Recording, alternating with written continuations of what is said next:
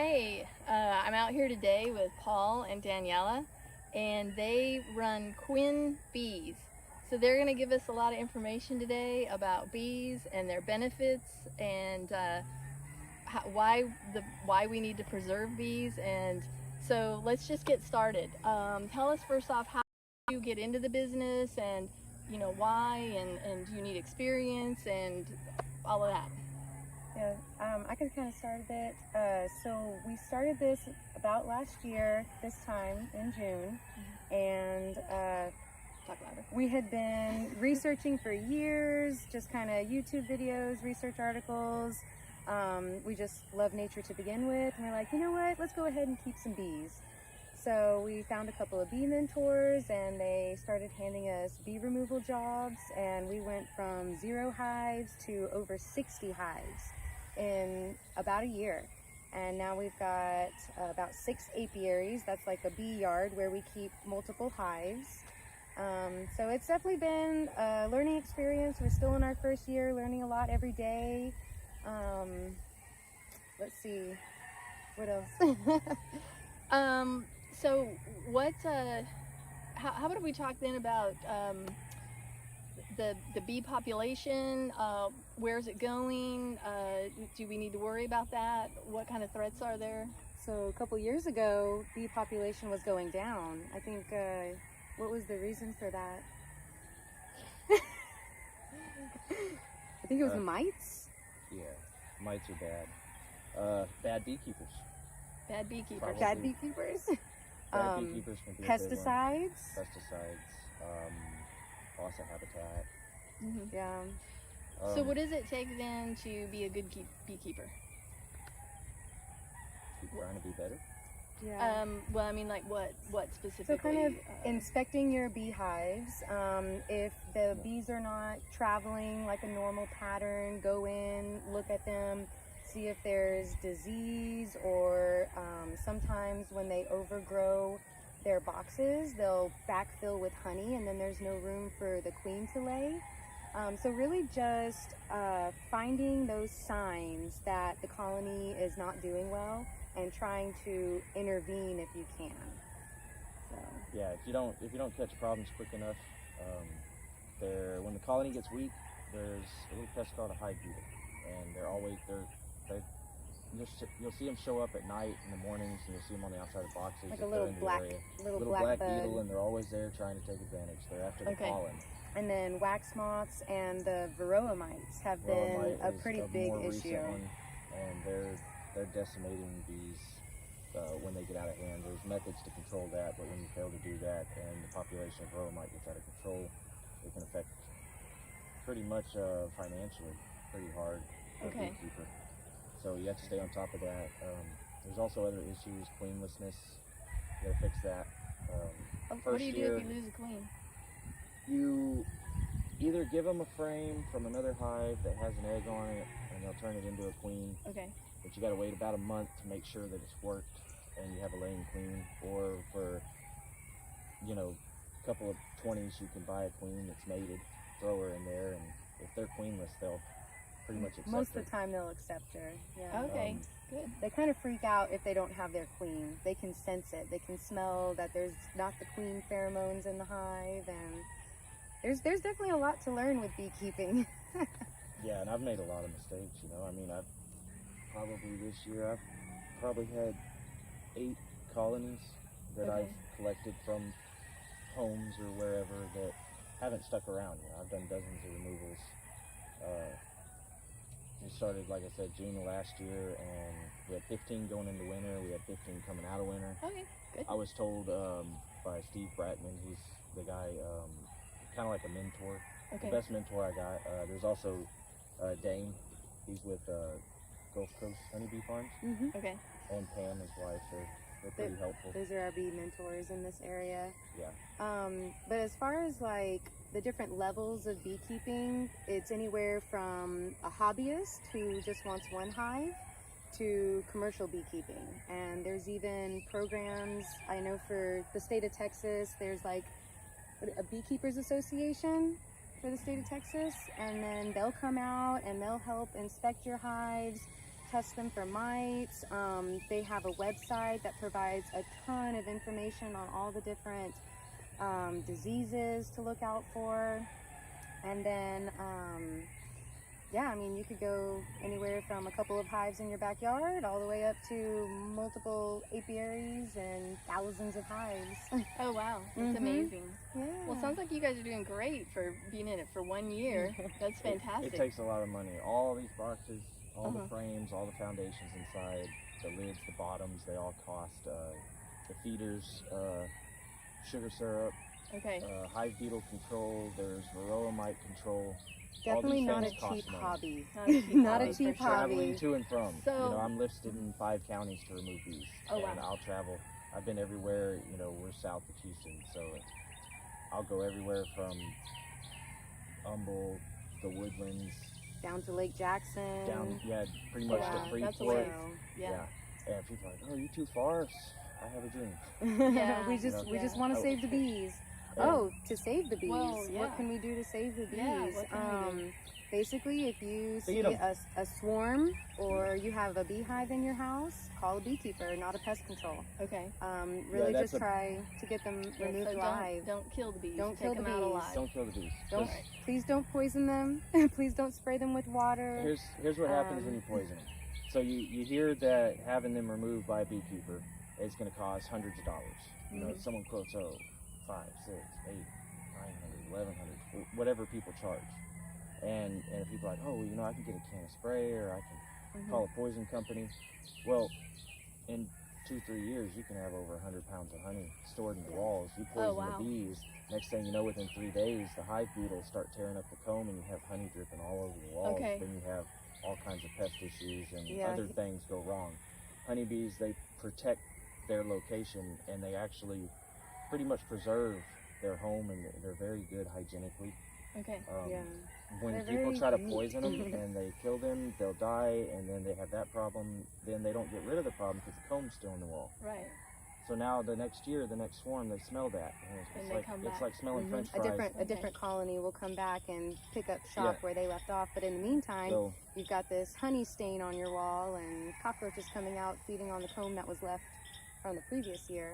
or Yeah, rats or so- anything. Oh, So yeah. when you remove a colony, you take the honey and the comb and everything And throw it away. and throw it away. Yep. Okay.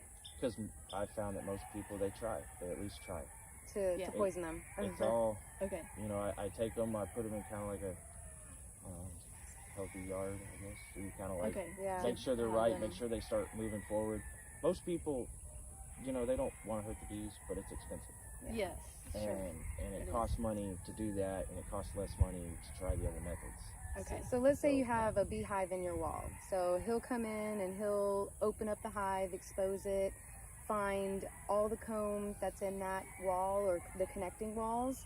And then as you're vacuuming up the bees into a safe bee vacuum, it's like an inner box and an outer box that pulls a suction so that the bees are not harmed even though they're going into a vacuum. Okay. And then if I'm on the job, I'll keep vacuuming and he'll start cutting the comb off and putting it in a trash bag or whatnot, whatever container we have at that time. And then just essentially remove all the comb we can possibly find. Most of the times he'll spray like a sealant to kind of mask the smell so that other bees won't get in. Okay. And then he'll put it back the way he found it for the most part, or whatever that specific client and him agree on, like Okay. how the repairs are going How to be the done. repairs are gonna be done.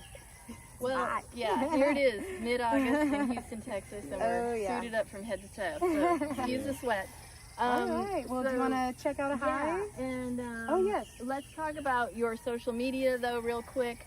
And I'm going to post this in the notes so that people can follow you and I'm going to tell a little bit about how they can buy your honey to help support the expenses that go along with saving the bees. Yeah. So we do have a Facebook page, and we are just starting up our YouTube channel, Quinn Bees, and I have a little card here.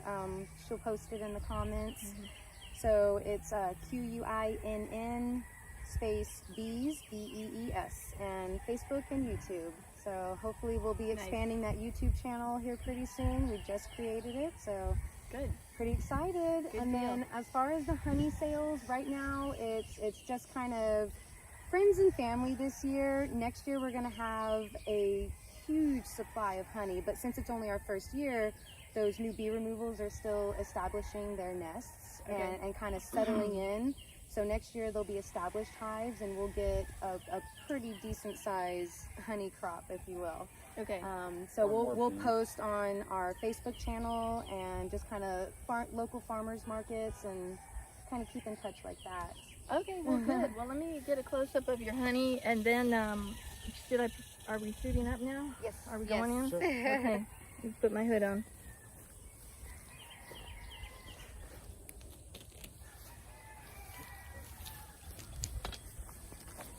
Now, Paul, do the bees ever attack you?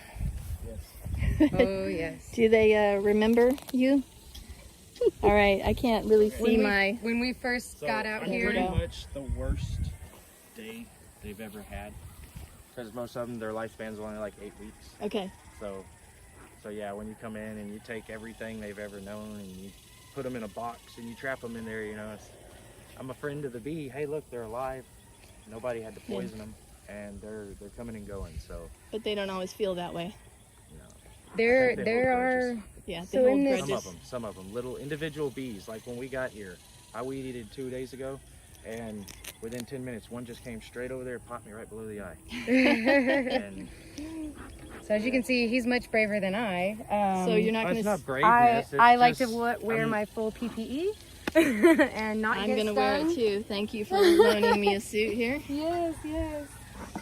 So there was one of our first bee removals. He had taken his suit off. Obviously, it was really hot outside, and oh no. Maybe, I'm going to turn this around real quick, so excuse me here. Oh yeah, Oh, never mind. I can't figure that's it out. okay. So one of our first bee removals, it had gotten really, really hot outside, and he went ahead, took off his suit, and then all of a sudden he's like, Daniela, help. And there was a bee that got into his ear canal, and I was trying to look in there. I could not see a thing. He's like, it's screaming in my ear. I can't get it out. And I'm like, I can't help you. So that was a scary moment. That is scary. The bee did leave. It finally found its way out, but yeah, I mean, there's also some times where you'll go into a bee removal job, and they have a little bit of the Africanized bees genes in there, and so they are very, very aggressive, and they sting one spot and then 50 bees get on that one spot. I mean, we've had to take steps back and kind of recollect ourselves because the bees were so mean, and then go back in and get the rest of the job done. Yeah, wow. And there's a lot of reasons bees can be mean. That's true. That's true. A lot of times people harass them, trying to get rid of them. Yeah, and that'll yeah. make them upset. They'll spray poison at them. Yeah. You know, what is that? Skunks. I think skunks eat bees. Oh, okay. I've heard of This is a honey frame. Okay. This is the capped honey, and this is the honey that they're still filling. That's the nectar. Okay. So as they fill the nectar, they fan it. There's different phases of bees, if you will. Each bee will, as it grows older, it'll have different jobs. So that bee will fan the nectar, dehydrate it, and when it reaches a certain moisture level, I don't know how they know, but they are very intelligent creatures, they'll cap it over once it reaches that moisture level. And then it's preserved. I mean, essentially, honey is good forever as long as you keep it in a clean container and have a good process. Now, see, this is what they started doing, I noticed recently. Mm-hmm. The bottom box is where the brood box is. That's where all the babies are. Okay. And the top, they stored the honey. They've made their way all the way across, except for this frame. If you want, you can feel how heavy they are. Okay. Oh yeah. Okay. They're not heavy at all, but I'll give you a frame that's got honey on it. Yeah, that was pretty light. And this is actually a light frame too compared to some of them. Oh, watch your fingers. Bees all over. So just feel the weight of it. Oh wow. Yeah, that's Yeah. heavy. Yeah, I'm glad you held on to it. Sorry. Glad you No, I was held gonna on to try that. to turn the camera on you. But yeah, what I was looking at here. See, if you look right here, Mhm. you'll see all the babies. So the queen, she's moved little up from the white bottom larvae. box, Okay. and they're clearing out the honey here, and she's expanding her brood nest upwards. Okay. And that, I mean, that's a good sign. That means they're doing well. They're growing up like that. There's an egg in every single one of these cells, pretty much. Okay. Oh, okay. So if you, in here you can see the eggs. Over here you can see young larvae. The eggs are like Towards the middle, very they get, small grain of rice. Okay. The larvae are like a C-shaped worm, if you will. Okay. they cap them in about 8 days. So these right here are probably around 8 days old or so. And then, what is it? The queen hatches out 16 days, the worker bees in 21, and the drones in 24, I think. Okay. So everything's on a cycle. They're pretty. Oh, swarming. Let's talk Pretty about reliable, bee really swarming. good thing. So, certain times of year, it's twice a year, right? Actually, most of these are from swarms this year. Okay. In the spring, I remember I caught like 5 swarms off my hives. We did splits this spring, but there's a big learning curve. We did them wrong. Okay. That's So okay. we got the splits, most of them made it, but then they still ended up swarming, and I ended up pulling swarms out of the neighbor's tree. Oh, okay. We had 3 swarms at one time from our hives that we went to go get from our neighbor's tree. Okay. Wow. So we recaught them. But certain times of year, they've outgrown their environment, whether it be the bee box or the house that they're living in or the cable box that they're living in. And so they create a new queen cell, and the old queen leaves with about half of the hive. Actually, the research is still out on that one, whether it's the new queen or the old queen and how that whole swarm happens. Okay. But they'll take half of the hive, and then that queen cell is left, and it's the mother colony. So you'll see like these balls of bees in these random places, whether it be in a tree or moving into your house. Okay. And those are the easiest calls to get as far as bee removals, because they haven't established that honeycomb yet. So if you get them out quick, there's very little cleanup, if you will. There's very little damage done to the house. Well, either way, unless you smoke them out, you got to cut a hole. So the house is going to get a scar. Wow. I'll That's put a it lot back of together, bees. but Look it at will. that. Look at that. Okay. And then Lots of there's bees. only Now- one queen to each hive. I see there's nectar in there, and I don't like the brood pattern. I'd like to see a whole sheet of brood there. Oh, like a more, tighter, more like that a side. tighter pattern. Okay. So I don't know if they started backfilling with honey and it just disrupted her laying pattern, or, you know, there's a lot to learn, but, you know, when a queen fails, they usually replace her. Okay. That's a whole nother story on supersedure cells versus swarm cells. Okay. When they want to split and propagate, they make swarm cells. When the queen's failing, they make supersedure cells. Okay. In one situation, the old queen leaves with a bunch of hers, and then the new queen stays. In the supersedure, they end up balling up the old queen and killing her. Okay. To my knowledge, I'm pretty sure, maybe. Okay. Well, we can do a whole nother talk about that.